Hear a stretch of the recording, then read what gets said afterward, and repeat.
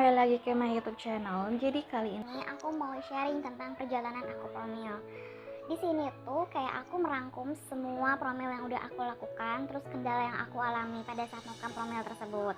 Tujuannya di sini tuh kayak untuk buat kalian yang nonton itu kayak jadi bahan referensi. Terus misalkan emang promil aku jalani itu misalkan ada yang kurang, kalian bisa mencari yang pas atau misalkan dan lain halnya. Dan buat promil yang aku jalani itu belum berhasil, itu sama sekali bukan si promilnya yang salah, tapi emang balik lagi mungkin itu emang belum waktunya atau ada faktor lainnya yang tidak memungkinkan. Oke, langsung saja ke videonya. Oke, langsung saja ke ceritanya. Jadi aku menikah itu tahun 2017. Nah, emang aku dan suami itu punya komitmen pada saat aku menikah tahun 2017 itu emang kita mau menunda dulu 1 tahun. Dikarenakan pada saat itu akunya masih kuliah dan mau menyusun skripsi. Jadi itu adalah kesepakatan kita berdua. Terus juga kita mau kayak pacaran sah dulu. Terus juga kayak mau menikmati momen-momen berdua. Karena itu tadi, pada saat kita menikah itu pasti ada perbedaan antara pacaran dan menikah setelah menikah gitu ya. Jadi kayak proses adaptasi itu kita lakukan di 1 tahun selama menunda. 1 tahun berjalan, tepatnya di akhir 2018 itu kalau nggak salah aku udah mau nyusun skripsi, jadi udah mulai nyari-nyari judul. Nah di situ aku udah mulai nih kayak promil pertama aku. Jadi promil pertama aku itu tuh udah aku minum susu Prenagen Essensis. Nah pada saat itu aku cuman tahu untuk promil itu kayak susu Prenagen Essensis karena ya nggak bisa disalahkan karena aku masih bingung untuk bertanya sama siapa, terus juga mau ke siapa, karena kan kalau yang lain itu kayak gak ada jeda ya, jadi kayak langsung pas nikah gak pakai promil langsung isi, sedangkan aku dan suami situasinya emang menunda, jadi kita bingung untuk mau gimana nih gitu. Nah jadi promil pertama aku itu tuh aku minum susu Prenagen Essensis. Kalau nggak salah aku konsumsi itu tuh kayak sekitar 3-4 bulanan, tapi aku stop karena berat badan aku naik drastis pada saat aku konsumsi susu Prenagen Essensis. Jadi kurang lebih aku naik 10 kilo selama 3 atau 4 bulan aku konsumsi. Dan itu cukup membuat drastis banget badan aku dari yang kurus ke gemuk gitu kan. Dan orang-orang sekitar juga udah mulai banyak yang ngomong kayak kok gendutan gitu. Dan aku sempat bingung kayak kenapa ya aku gendut gitu, padahal aku makan aja jarang, aku makan nasi pun itu jarang.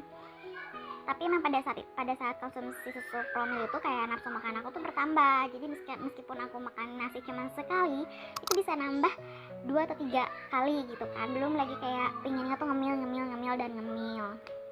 Jadi aku stop dan aku tuh sempet jeda beberapa bulan nggak promil apapun gitu kan, karena itu kayak membuat aku agak stres ya, karena berat badannya tuh kayak drastis banget pada saat minum susu promil gitu. Terus kalau nggak salah di tahun 2019 akhir, kayak menjelang Agustusan gitu, aku tuh suntik tete ke bidan. Nah terus di bidan itu tuh kayak ditanya-tanya kayak udah nikah berapa lama, udah punya anak belum, terus sama bidannya tuh dikasih asam folat. Nah di situ mulailah aku nyari-nyari grup promil. Pertama aku nyari grup promil itu di Facebook karena kebetulan aku masih aktif di Facebook. Nah terus aku nemu dan di situ banyak banget yang nanya promil apa. Terus di situ ada yang bilang kayak susu Prenagen Essensis,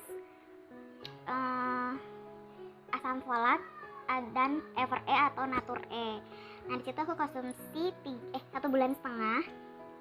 Aku stop lagi karena berat badan aku naik 2,5 kilo pada saat konsumsi itu. Awalnya aku nggak ngeh nih siapa yang membuat aku cepat naik gitu kan. Ada momen dimana aku ngantar mama aku ke bidan, dan kebetulan si bidan itu tuh kayak yang pernah ngeresepin asam folat ke aku.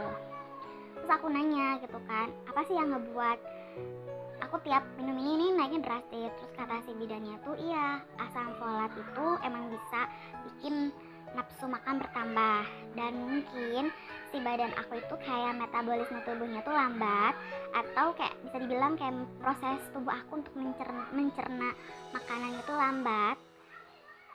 Jadi makanan yang aku konsumsi yang berlebihan itu itu lama banget untuk diprosesnya. Jadi ya jadilah tumpukan lemak yang bikin berat badan aku naik. Jadi kayak si makanan tuh kayak terendap gitu kan, terus jadi terserap kayak apalah, I don't know. Pokoknya gara-gara metabolisme tubuh aku lambat, jadi si obat yang atau makanan yang aku konsumsi itu tuh kayak tidak langsung tercerna gitu. Terus juga emang aku kan kurang makan sayuran, jadi kayak untuk BAB pun emang jarang. Terus promil yang ketiga itu aku nggak tahu tepatnya di tahun berapa atau bulan berapa aku konsumsi jamu atau ramuan CSR. Itu macam-macam versinya, ada yang detok rahim sama apa gitu. Terus juga dari si komposisi si ramuannya tuh jamunya itu beda-beda. Jadi yang aku lihat itu kayak ada asam jawa, ada gula merah, sama ada kapulaga. Tapi aku ngambil yang umumnya aja. Jadi ada kunyit, sereh, terus jahe, madu, sama lemon. Dan itu diminumnya itu pagi sama malam atau pagi aja kalau nggak salah, aku lupa lagi. Aku konsumsi itu kayak 2 bulanan, tapi aku stop karena ada yang bilang ke aku katanya tuh kunyit sama serai itu bikin si rahim kering. Jadi aku nggak tahu nih itu bener apa enggak, tapi ada yang bilang seperti itu. Karena aku kurang paham ya untuk berjaga-jaga, jadi aku stop. Tapi itu banyak banget yang berhasil, dan yang aku rasakan pada saat konsumsi itu kan badan aku menggemuk. Nah pada saat aku gemuk itu menstruasi aku itu gak tentu, jadi kadang maju kadang mundur gitu kan. Nah pada saat 2 bulan konsumsi itu, di 2 bulan berturut-turut aku haidnya tuh kayak sesuai jadwal di aplikasi. Jadi itu cukup bagus sih buat aku, cuman karena ada yang bilang seperti itu jadi aku stop. Tapi aku juga sampai saat ini nggak tahu kebenarannya itu bener apa enggak.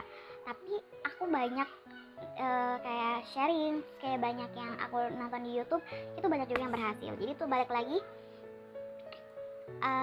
aku mungkin kurang ilmu, kurang mendalami itu, jadi kayak kurang paham. Dan aku orangnya kayak males ribet di saat ada yang bilang gitu, ya udah aku stop gitu. Tapi bukan berarti si ramuan itu tuh nggak bagus ya, karena aku juga ngeliat kok beberapa banyak orang di luar sana yang berhasil gitu. Terus yang keempat, aku itu ke dokter. Jadi setelah sekian lama aku ke dokter, itu kayak apa ya istilahnya, aku tuh adalah salah satu orang yang takut dokter, terus juga takut rumah sakit. Terus waktu itu juga pernah sharing sama orang tentang promil ke dokter, terus dia bilang kayak sakit banget pas dimasukin linu, katanya teh perih gini, yang bikin aku jadi tambah takut. Jadi itu kayak butuh waktu untuk aku bisa promil ke dokter.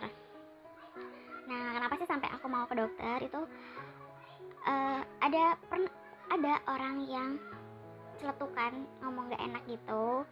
Terus aku kayak terngiang-ngiang daripada kita gimana, jadi kita ke dokter. Dan itu tuh kayak butuh waktu berapa bulan gitu untuk aku memastikan aku mau dan aku siap. Nah alhamdulillah pas dicek ke dokter itu semuanya bagus, gak ada kendala.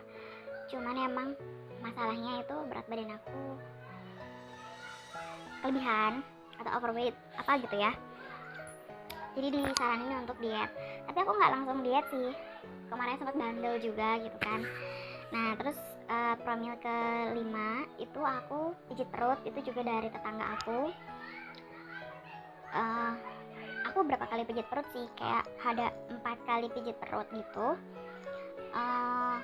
Dan itu tuh kayak ya pasti kan 4 kali pijit perut berarti itu masih dalam proses nih, kayak belum ada yang berhasil. Nah terus aku promil pakai madu juriat. Nah di madu juriat ini aku belinya tuh couple, jadi suami istri, dan bentuknya juga beda, jadi 2 botol gitu. Komposisinya juga ada yang beda kalau nggak salah. Nah konsumsi itu habis 3 botol. Dan kalau bertepatan dengan pas aku konsumsi terakhir ini, promil terakhir ini tuh aku diet. Nah diet selama 2 bulan aku turun 4 kilo, dari 73 kilo ke 65 kilo. Dan pada saat itu emang di komplek ada senam ibu-ibu setiap minggu. Terus juga suami juga ada futsal bapak-bapak di komplek per 2 minggu sekali gitu. Jadi kita pada saat itu emang lagi rutinnya olahraga terus sambil promil. Terus untuk suami juga aku dinambahin telur kuning bebek. Apa sih? Telur kuning bebek, jadi bebeknya aja. Nah ini tuh ada 2 versi kalau nggak salah, 3 versi gitu. Jadi ada yang nyaranin telur bebeknya itu dicampur sama soda dan susu. Terus ada juga yang nyaranin telur bebek kuning bebeknya itu dicampur dengan susu beruang. Terus juga ada yang pakai madu, terus ada yang pakai mentahan atau mentahanannya aja. 4 berarti 4 versi. Cuman pada saat itu aku memilih untuk kayak dicampur madu atau telur kuningnya aja. Kenapa aku milih gitu? Karena ada yang bilang juga ke aku, katanya kalau pakai susu atau soda itu kayak untuk ngebuang enak doang gitu. Nah, fokusnya ke si telurnya, si kuning telurnya aja. Dan itu mah kayak buat membuang enaknya aja. Jadi aku bikinnya tuh kayak cuman telur kuning bebeknya aja atau campur madu. Dan pada saat itu promnya berjalan, terus aku sambil diet dan olahraga juga. Alhamdulillah di tahun 2020, di tepatnya 3 tahun pernikahan aku dapat garis 2. Itu adalah salah satu titik dimana aku ngerasa bahagia sekali, karena perjalanan promil aku tuh panjang banget, sampai 6 kali promil gitu. Dan di situ aku tanpa sadar atau tanpa berpikir untuk kayak aku hamil tiap bulan, karena aku punya aktivitas pada saat itu. Terus juga tujuan aku kan kayak fokus utama aku pada saat itu adalah diet dan olahraga gitu. Jadi pas dapat itu kayak speechless banget. Terus juga dapat itu tuh di bulan kelahiran aku dan suami. Cuman kandungan aku mengalami BO dan aku keguguran di usia 2 bulan kandungan aku, tepatnya di bulan Desember atau menjelang tahun baru gitu. Tapi itu ceritanya bakal aku share di konten selanjutnya, tentang perjalanan aku dari kurus ke gemuk, terus juga ngalamin flek dan keguguran. Itu bakal aku ceritain di konten selanjutnya. Jadi buat kalian yang mau tahu perjalanan aku kemarin, sempat ada masalah yang aku hadapi kemarin, dan biar kalian tuh kayak lebih tahu solusi apa yang harus kalian lakukan, maka jangan lupa like, comment, dan subscribe channel aku ini. Segitu aja cerita pengalaman perjalanan promil aku yang cukup panjang ya, dari 2018, 19, 20. Jadi 3 tahun perjalanan promil aku sampai di garis 2 kemarin.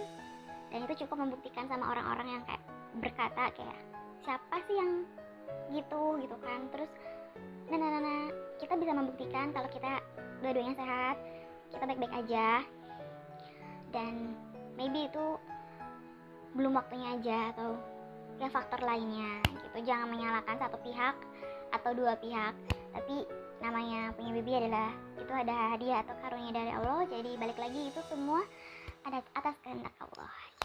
Oke, segitu saja cerita pengalaman aku. Buat kalian yang masih menunggu sama seperti aku doakan semoga kita segera diberikan kepercayaan karunia Allah yang sangat kita inginkan.